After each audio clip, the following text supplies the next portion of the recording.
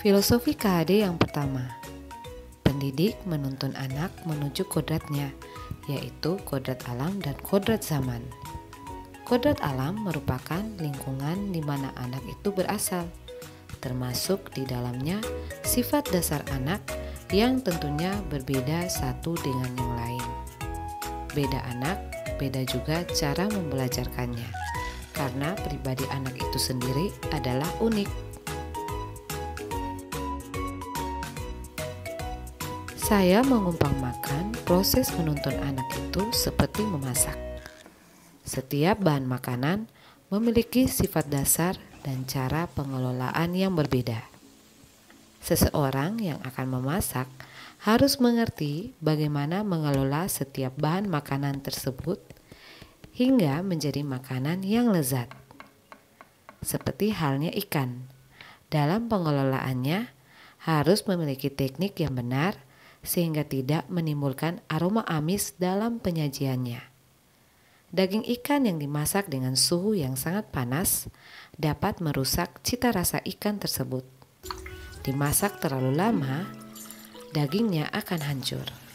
Sebaliknya, jika dilakukan dengan teknik yang benar dan penambahan bumbu-bumbu yang lain akan membuat cita rasanya menjadi kaya dan aromatik.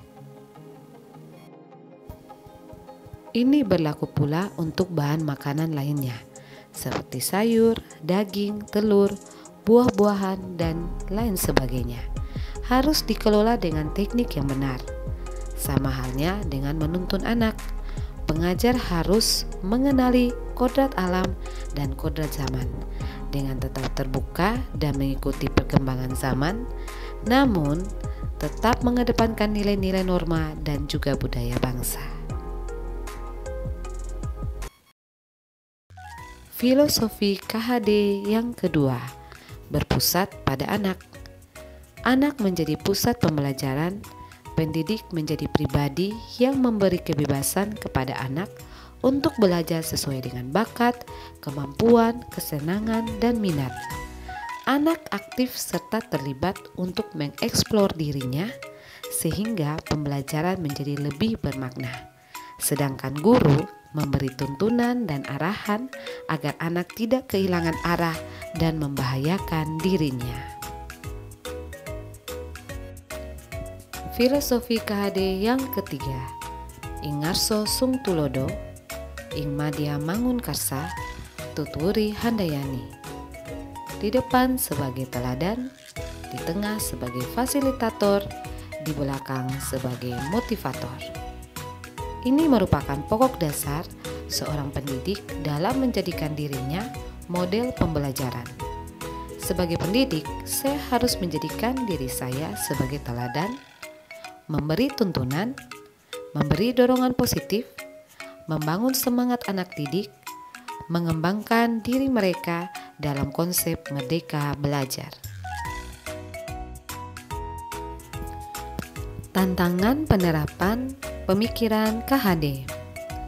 Yang pertama, lingkungan yang kurang mendukung dalam pembelajaran secara kodrat alam dan kodrat zaman.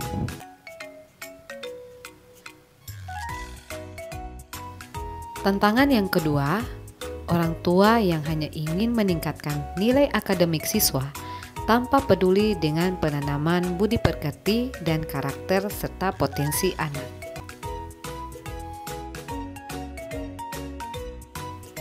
Tantangan yang ketiga, pendidik kurang terbuka terhadap perkembangan zaman dan perkembangan teknologi.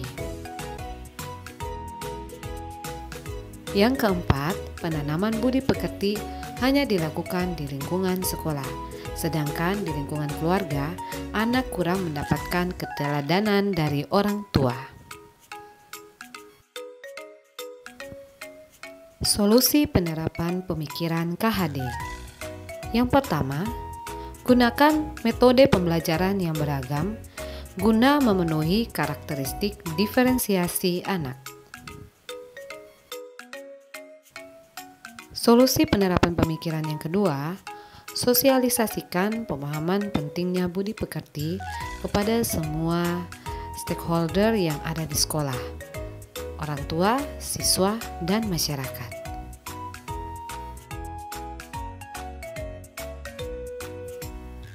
Pendidik membuka diri untuk setiap perkembangan zaman, mengembangkan diri dengan kegiatan seperti workshop, diklat, seminar, dan lain-lain. Komunikasikan setiap perkembangan anak kepada orang tua. Apapun yang dimiliki anak, kemampuan anak harus menjadi hal utama yang harus ditingkatkan, terutama budi pekerti dan tingkah lakunya.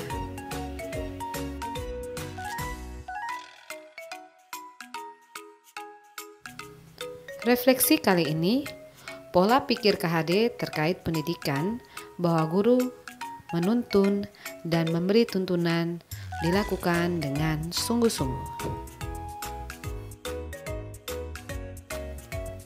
Pendidikan berpusat pada anak. Anak sebagai pusat pembelajaran, anak berkembang dengan kodratnya masing-masing.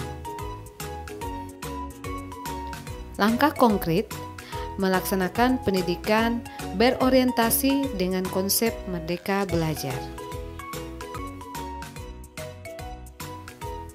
Mendidik dengan memberi teladan, menjadi motivator dan fasilitator.